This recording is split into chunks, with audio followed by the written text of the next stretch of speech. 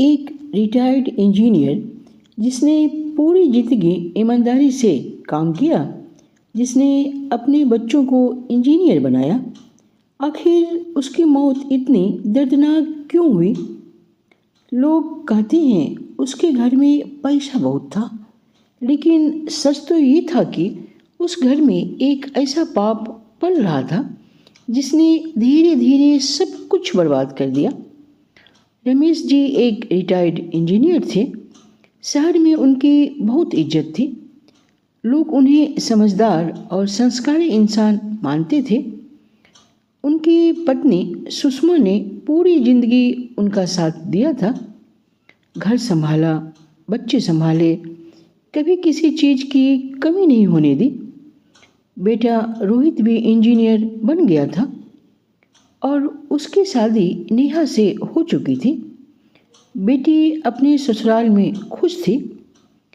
बाहर से देखो तो परफेक्ट फैमिली लगती है, लेकिन धीरे धीरे सुषमा को महसूस होने लगा कि रमेश जी बदल रहे हैं। वो उससे कम बात करते, हर वक्त बेटा और बहू के कमरे में बैठे रहते, और अगर सुषमा कुछ पूछ लेती तो गुस्सा हो जाते। एक रात सुषमा पानी लेने उठी और उसने वो देख लिया जिसकी उसने कल्पना भी न की थी। उसकी रूह तक कांप गई।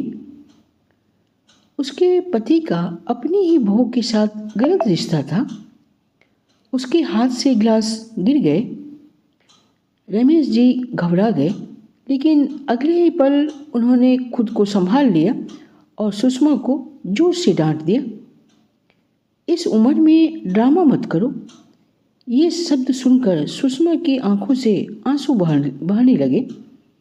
उसने बहुत समझाया, रोई, हाथ जोड़े, लेकिन रमेश जी पर कोई असर नहीं हुआ।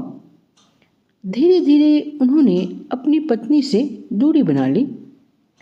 मोहल्ले में भी लोग बातें करने लगे थे, कुछ तो गड़बड़ है, बुढ़ापे में आदमी बदल गया, बेचारी सुषमा। ये सब बातें सुषमा रोज सुनती थी। एक दिन रमेश जी अपना सामान लेकर बेटे के घर शिफ्ट हो गए परमानेंटली। जिस औरत ने पूरी जिंदगी पति के लिए जिया, आज वही औरत अकेली छोड़ दी गई थी। सुषमा रात भर रोती रहती, कभी पति की फोटो देखती, कभी खाली कमरा, लेकिन उसका दर्द अभी और बाकी था। एक दिन बेटा रोहित कुछ पेपर्स लेकर आया। माँ, बस बैंक की फॉर्मेलिटीज है, साइन कर दो। टूटी हुई माँ ने बिना पढ़े ही साइन कर दिया। वो घर के पेपर्स थे। अब घर भी बेटे के नाम हो चुका था। कुछ दिनों बाद रोहित ने ठंडी आवाज़ में कहा, माँ, अब आप यहाँ अकेली कैसे रहोगी? मामा जी के पास चली जाओ। उस दिन सुषमा को समझ आ गया था कि उसने सिर्फ पति ही नहीं खोया, बेटा भी खो दिया है।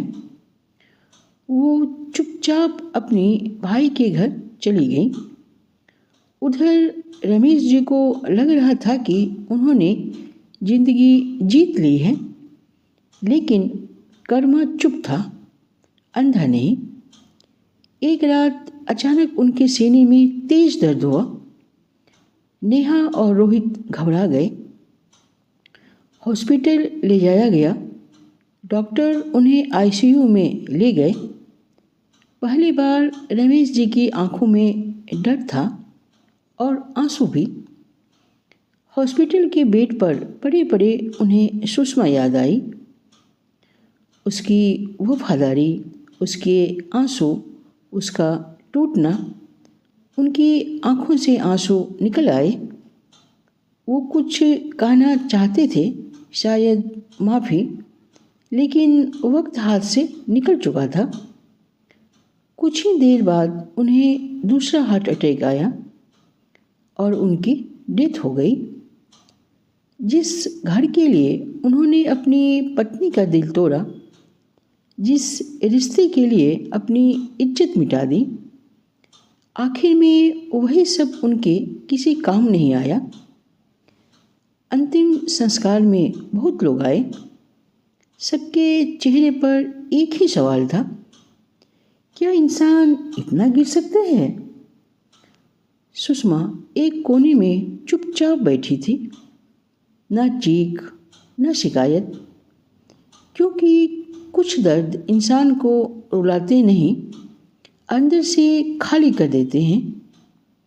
याद रखिए, गलत रिश्ते कभी सुकून नहीं देते, और जो इंसान अपनों का दिल तोड़ता है, कर्मा एक दिन उसे भी वही दर्द जरूर महसूस करवाता है। तो दोस्तों, आपको ये कहानी कैसी लगी कमेंट में बताएं। अगर ये कहानी आपके दिल को छू गई हो तो लाइक, शेयर और सब्सक्राइब जरूर करें। धन्यवाद।